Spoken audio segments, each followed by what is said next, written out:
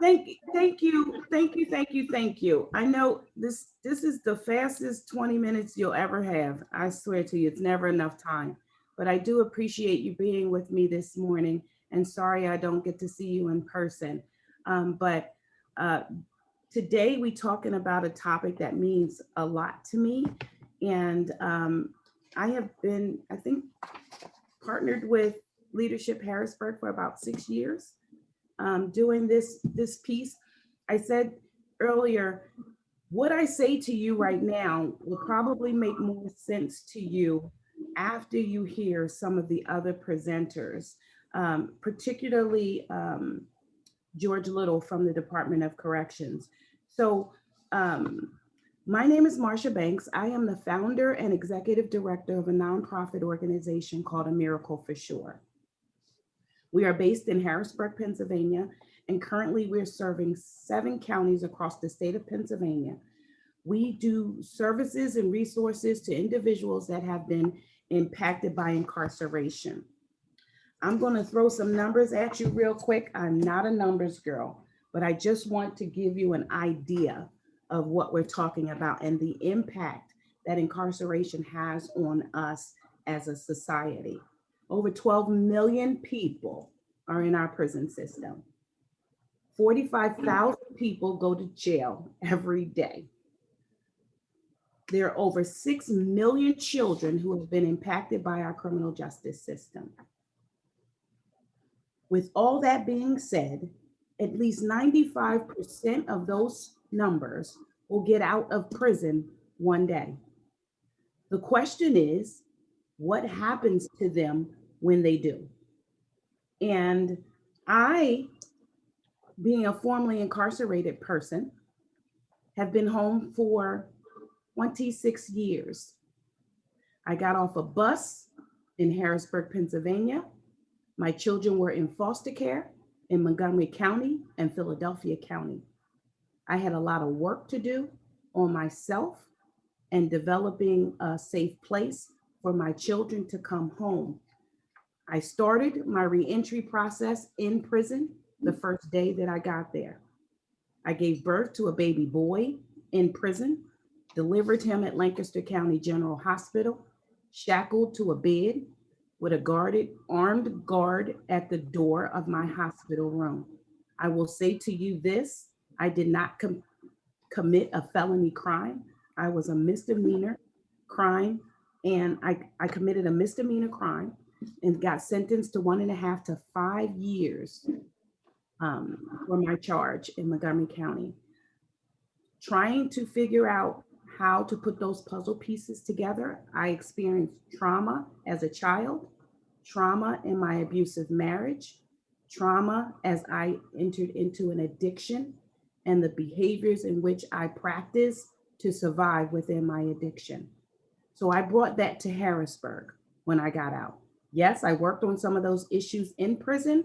However, when you're released, you come into a society in which changes day after day. So the world looked very different for me. Not only did it look different, it was a community I never lived in.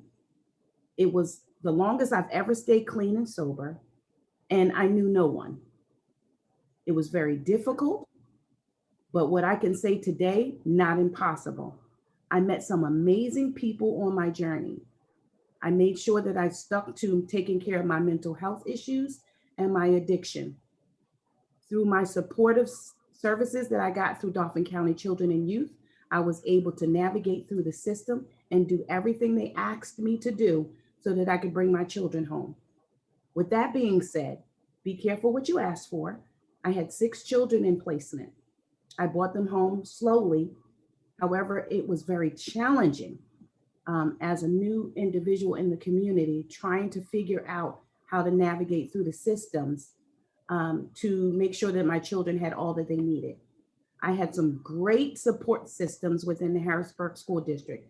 Despite what you hear in the stories, I had some great support systems in the Harrisburg School District that helped me support my children as they navigated into their district, coming from the place that they had come from. Mental health counselors did be over and beyond the call of duty in helping me get my children the mental health services that they need. When I say to you that 6 million children have a parent incarcerated, or currently incarcerated or previously, that's a big deal. That's something that doesn't sit well. One of the things that I know that we do as a society is we care about the children, right? But one of the things that was pressed on my heart, which is why I started A Miracle for Sure, was what happens to the women. The women that are in prison are more affected by the impact of being away from their children. They're more affected by the marriages or the relationships that they have been in. Domestic violence numbers are running rampant. Their emotional well being is, to me, very important. And why? Because we as women hold a big responsibility in our households to take care of our families, to nurture our children, to keep things together. For the majority of my time, I was a single parent, just trying to figure out how to navigate through all of those systems. So I took my journey um, after I went to school. And as I said, I'm a Dutchman. I graduated from Lebanon Valley College in 2004 with my bachelor's degree. And that's when the seed got planted for me. It was my master's program that I took and put together the puzzle pieces. I ain't gonna tell you how many jobs I lost for every time the school called me and said that the kids are not, they can't work with my children, or they're having an episode. So year after year, I struggled. I remember making a commitment. I think there was a time when there was a 5-year cap on families being on public assistance. Well, with the mentors that I had in line, we set together a 5-year plan. And within that 5 years, I was off public assistance, working full time, and being able to take care of my family and give them the support that they needed as they developed along the way. And I believe that is what was the foundation that I needed to become the executive director of A Miracle for Sure. So I designed programs, I designed policies and procedures within this organization that met the needs of the individuals that were returning home. We, as an individual, I want you to think about who you are. I want you to think about hard work that you do, regardless of what your job description says. I'm talking about what happens after you clock out. I think it's so important for us to understand that we as a community, as individuals, we have a responsibility to the development of our community. It also goes into your clients, where your clients live. How are you developing relationships? I tell you one thing, I didn't volunteer information when I applied for jobs. My bosses didn't know that I was a formerly incarcerated person unless they asked me. So what I'm saying to you is you don't know what people are going through around you. You have no idea. But what I'm challenging us to do is not to show up for work and do our job as as it is.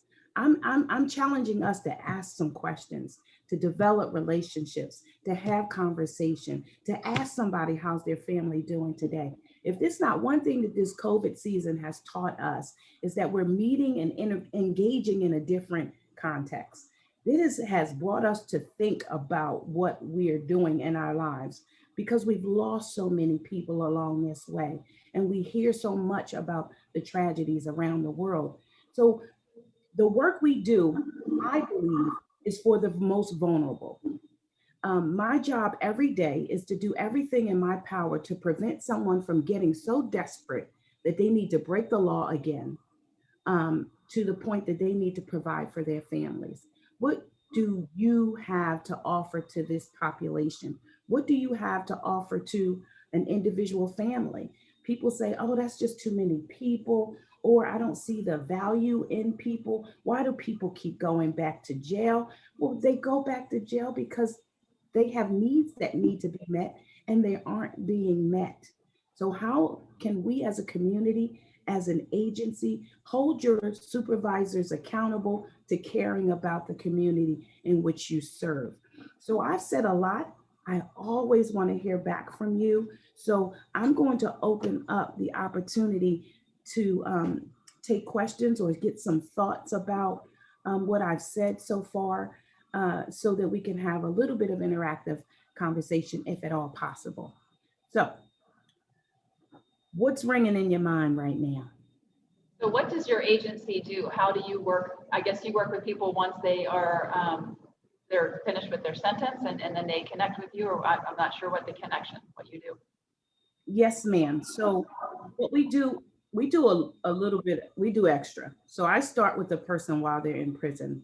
We're doing letter writing. We're helping them just establish goals as they prepare to come out. We are contractors for the Department of Corrections, and Secretary Little will talk a little bit about that when you hear him later on today. But we provide all of the services and resources. So once someone is getting out, they refer them to us, and it is our responsibility to do individual case management, guiding them and directing them to all of the resources that they need. If we don't provide them, we refer them to those that do. And we do that for a number of years so that we can secure their foundation as they return home. So from a toothbrush to a bag of food, to clothes, bus passes. We teach people how to drive. We help them get their driver's license. We empower people to be successful post incarceration. We go over and beyond because I made a very distinct decision to hire people who know about this journey. Our case managers are natural at this because they are successful returning citizens. So we are able to tap into areas where an average person would otherwise not. But we provide those resources to them so that they are successful. How many people are you working with at any given time?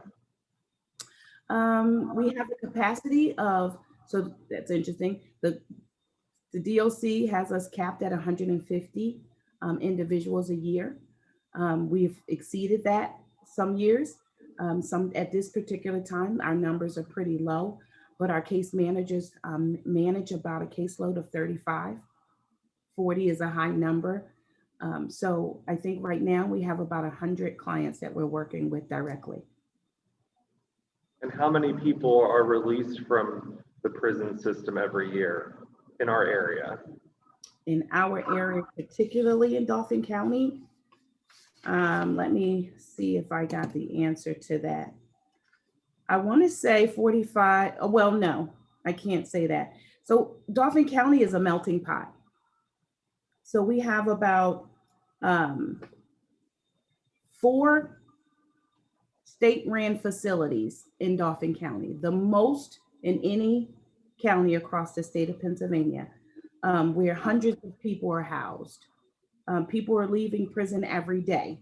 So I don't know the exact number currently on how many are released into our particular county, but I can assure you that it's hundreds. Dauphin County is releasing them. That's an area that I think that we have to get better with because we still have people leaving Dauphin County Prison without all of the basic needs that they have. But you cannot leave a state prison without an address.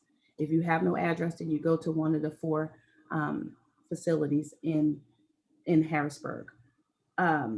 So I will have to, I have a number in my mind, but I'm not accurate on that. So I can't speak for how many absolutely, but perhaps Secretary Little can answer that. That's okay. I was just curious. It seemed to me that to cap you off at 150 per year, how many people are being left out? You know what I mean? Oh yeah, across the state of Pennsylvania, 45,000. And I'm not the only provider. Those are just the numbers of people that we serve during this fiscal year. But I am not the only provider. There are several, 50, 60 providers providing this service. So if you think about that, multiply that number because we all have a cap. So multiply that number by the numbers of providers that they have across the state of Pennsylvania. There's a lot of people still in our criminal justice system. Yeah. And I guess the next question that I have, and then I'll shut up, is why is there a cap? Is it just a financial cap, or what's the issue with providing these services to everyone?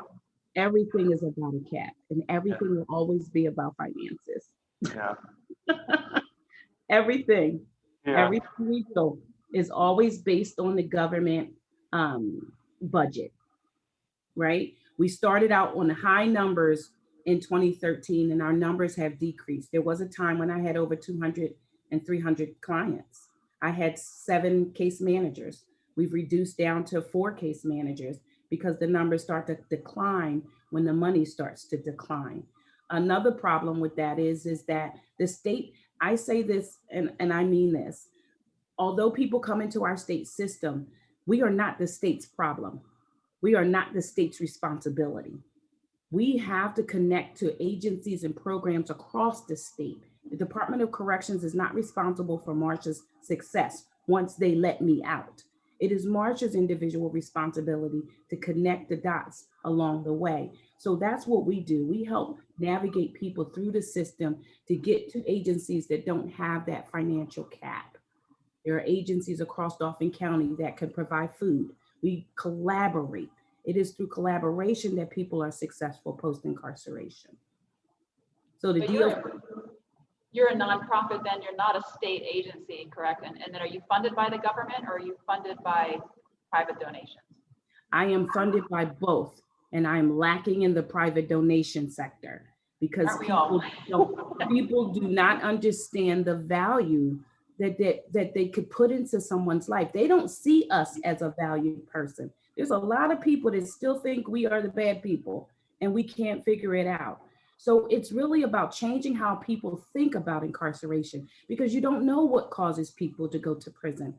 My husband beat me to a pulp day after day. I don't know how I was supposed to deal with that trauma, right? So when I got to the point that I couldn't stand it anymore, I get desperate and end up doing desperate things. People don't get that. So we need to start telling the story about the success. We have plenty of successful stories that came through A Miracle for Sure.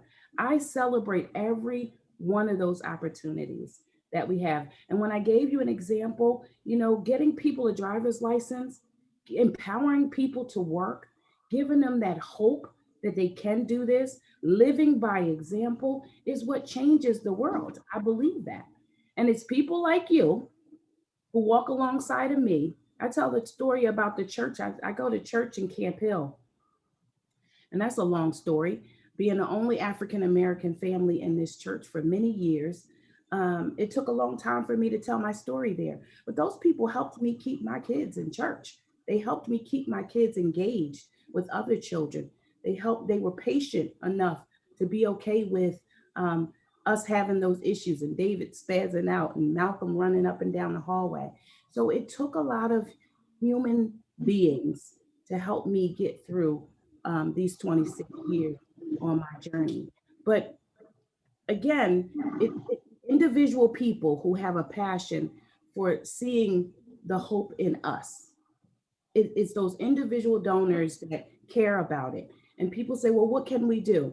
We provide bus passes, we provide food, we take care. I have 2 transitional houses in Harrisburg where women come that have no home plans. They have nowhere to go.